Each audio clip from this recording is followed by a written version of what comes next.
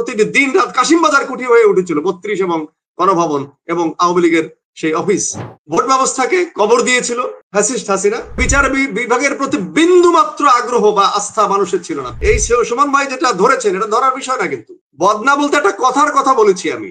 KFC butter মধ্যে আওয়ামী দোষর ঢোকেনি এটা বলতে পারি না। আওয়ামী লীগকে জনগণ নিষিদ্ধ করেছে। কাগজে নিষিদ্ধের কথা আপনারা কেন বলেন বারবার? কাগজে নিষিদ্ধ করে কি কাপুরুষতা করবেন? আমাদের কবি সাহিত্যিকরাও দেখি প্রতিদিন একটা বিএনপির বিরুদ্ধে একটা গালিগালাজ করে পোস্ট দিচ্ছে, এতে লাভবান হচ্ছে আওয়ামী লীগ। দেখুন, গত ১৭ বছরে ফ্যাসিস্ট হাসিনা সরকার আপনার কিছু কিছু প্রতিষ্ঠানকে দখল করে, জবরদখল করে তার শোষণ প্রক্রিয়া চালিয়েছে। তার মধ্যে প্রধানতম প্রতিষ্ঠান হচ্ছে বিচার বিভাগ, নিম্ন আদালত, উচ্চ আদালত, উচ্চতম আদালত এবং নির্বাচন কমিশন তো আগেই দখল করেছে, যাতে করে মানুষ ভোট দিতে পারবে না এবং ভোট ব্যবস্থাকে কবর দিয়েছিল ফ্যাসিস্ট হাসিনা। এরপরে বিচার বিভাগে যে বিচার যে শেষ আশ্রয়স্থল, সরকারের বিরুদ্ধে, রাষ্ট্রের বিরুদ্ধে চ্যালেঞ্জ করে যদি জনগণ যেখানে যেতে পারে, সেটাকে তারা আগে থেকেই দখল করেছে।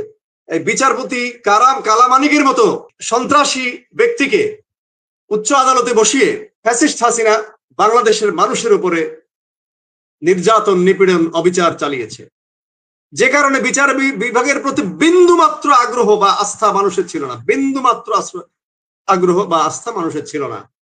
বিচার বিভাগে দ্বারা নির্যাতিত হয়েছে মানুষ। আমি ব্যক্তিগতভাবে বিচার বিভাগের দ্বারা নির্যাতিত। আপনার ফ্যাসিস্ট সরকারের অবৈধ মন্ত্রী আকাম মোজাম্মেল হক উচ্চ আদালত দখল করে আমাদের ঈদের ছুটিতে আমরা বাড়িতে গিয়েছিলাম, এসে আমরা ঈদের ছুটি থেকে বাড়ি থেকে এসে আর ঢুকতে পারিনি। রাতের অন্ধকারে সেখানে নোটিশ টাঙিয়ে দেওয়া হয়েছে আদালতকে ব্যবহার করে।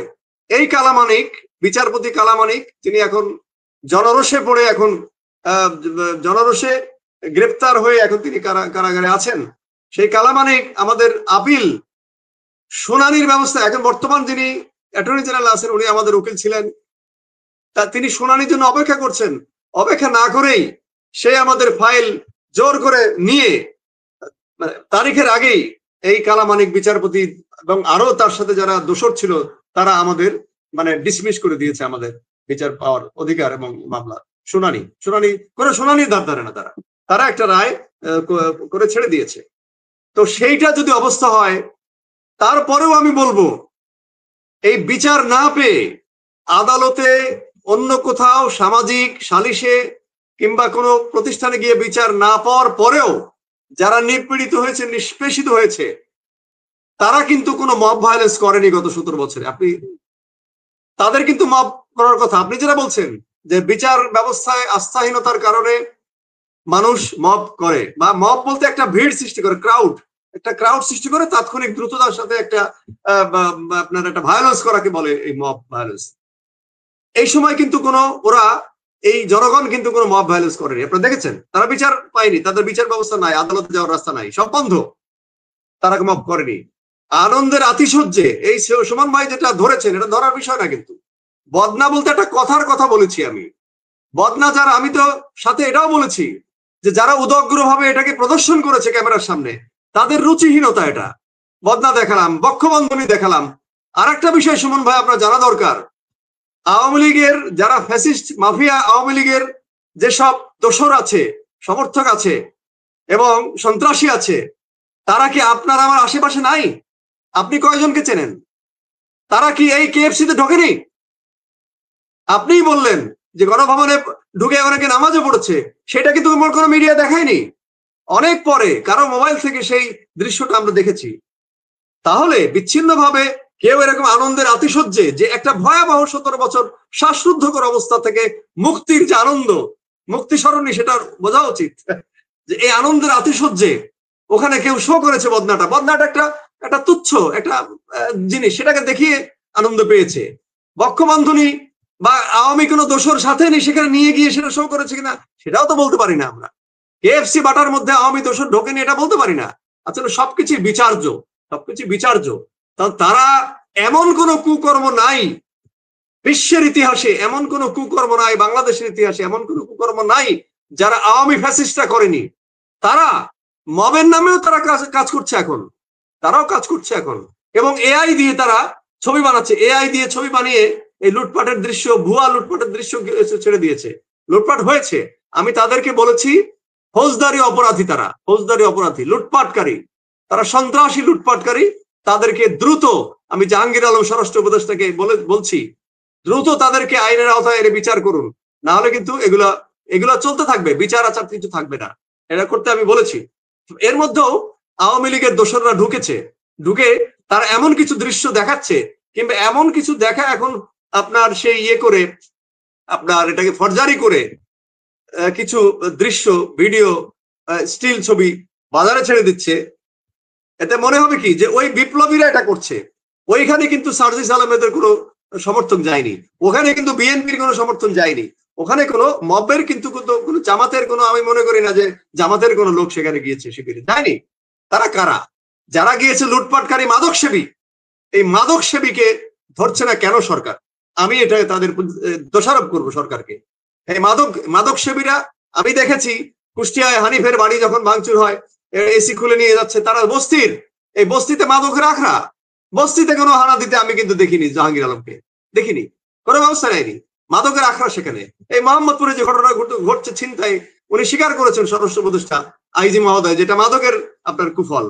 তো এই যে কেএফসি বাটার হামলা এবং যারা রড খুলে নিয়ে যাচ্ছে, আন্দোলনকারীরা, বিক্ষুব্ধ জনতা, আপনার যে কলঙ্কিত ভবন, গণভবন এবং 32 নম্বর ভেঙে চুরে দিয়েছে, এই ভবন ভেঙে চুরে মাটির সাথে মিশিয়ে দেওয়া উচিত সরকারের।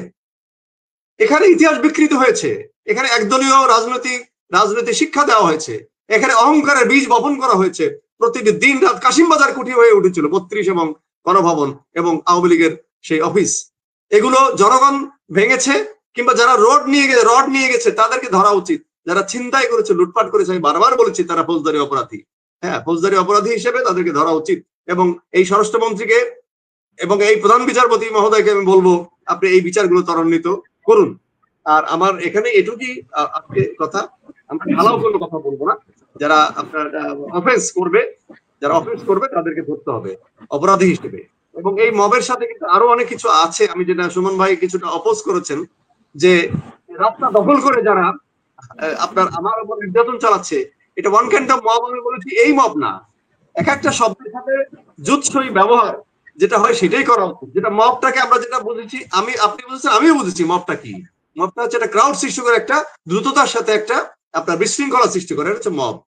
তো সেই মব আপনার আমাদের প্রতি জেকে বসে আছে অনেক কিছু, অনেক অনাচার, অনেক বিশৃঙ্খলা। এখন পর্যন্ত আমি সড়কে হাঁটতে পারি না, আপনার বাচ্চাকে নিয়ে আপনি হাঁটতে পারেন না।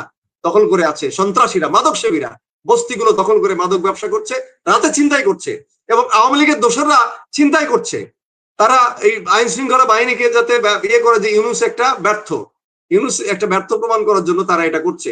এবং আরেকটা জিনিস করছে একটা গোষ্ঠী, মানে একটা গোষ্ঠীর মধ্যে তারা আপনার গোষ্ঠীর এক একটা রাজনৈতিক যে এক একটা পক্ষ আছে, এখন তাদের মধ্যে অন্তর্দ্বন্দ্ব লাগিয়ে দেওয়া হয়েছে। আপনারা দেখবেন বিএনপিকে কোণঠাসা করে একদিকে ফেলে দেওয়া হয়েছে। সমন্বয়কের গোষ্ঠী, জামাত, শিবির এবং আরেকটা গোষ্ঠী মিলে বিএনপিকে অ্যাটাক করছে প্রত্যেক দিন। আমাদের কবি সাহিত্যিকেরাও দেখি প্রতিদিন একটা বিএনপির বিরুদ্ধে একটা গালিগালাজ করে পোস্ট দিচ্ছে। এতে লাভবান হচ্ছে আওয়ামী লীগ। আবার বলছে বিএনপি নাকি আওয়ামী লীগের প্রমোশন চায়। এইটাকে হেডিং এ রেখে বিএনপিকে আক্রমণ করে যাচ্ছে যে নির্বাচন দরকার নাই, নির্বাচন পরে হবে, 5 বছর থাকুক ইউনুস। এটা তো গণতন্ত্রের কথা না। নির্বাচন চাওয়া তো কোনো অপরাধ না রে ভাই। নির্বাচন চাইবে আর তাকে আপনি গালিগালাজ করবেন, ফখরুলের 14 গোষ্ঠী ধরে গালিগালাজ করবেন। আপনার অনলাইনেও কিন্তু মব কালচার, মব জাস্টিস চলছে, এক ধরনের বিশৃঙ্খলা, এক ধরনের অনাচার, অবিচার চলছে। এগুলা থেকেও কবি সাহিত্যিকের সচেতন হতে হবে। আমার পরিচিত অনেক কবি সাহিত্যকে দেখি একমাত্র অপরাধী এখন বিএনপি, আর কোনো অপরাধী নেই বাংলাদেশে। একমাত্র সন্ত্রাসী অপরাধী এবং আপনার হচ্ছে বিএনপি। আর সবাই ভালো, যারা নির্বাচন চাচ্ছে না। ইউনুস তো আমার প্রিয় মানুষ, আপনার একার প্রিয় মানুষ না তো। ইউনুস একজন বিশ্বখ্যাত মানুষ, তিনি যেটুকু করতে পারবেন সেটুকুই করতে দিন তাকে, এবং গণতান্ত্রিক ধারায় ফিরে আসেন। আওয়ামী লীগকে জনগণ প্রত্যাখ্যান করেছে, আওয়ামী লীগকে জনগণ নিষিদ্ধ করেছে। কাগজে নিষিদ্ধের কথা আপনারা কেন বলেন বারবার? কাগজে নিষিদ্ধ করে কি কাপুরুষতা করবেন? জনগণ আওয়ামী লীগকে নিষিদ্ধ করেছে, জনগণ আস্থা করে নিক্ষিপ্ত করেছে, এবং জনগণ আওয়ামী লীগকে কবরস্থ করবে।